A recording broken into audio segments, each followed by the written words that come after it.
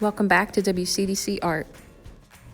Download and print the file in the video description on a heavyweight cardstock and follow along to create this Thanksgiving Day banner with us.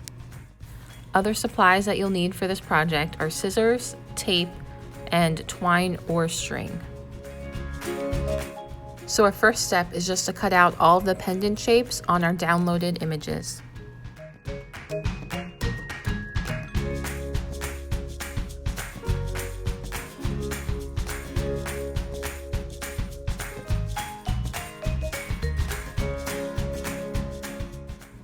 When we have all the shapes cut out, we are just going to tape the back of them to our string.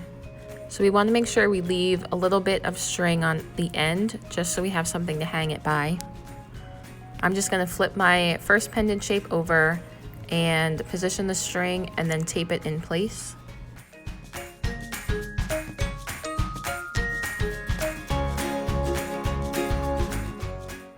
So we're just going to follow that same process for all of our little pendant shapes. Be sure to leave a little bit of string after your last pendant just to be able to hang it nicely. Thanks for watching and happy Thanksgiving from WCDC Art. Be sure to subscribe for new videos every Wednesday and Friday.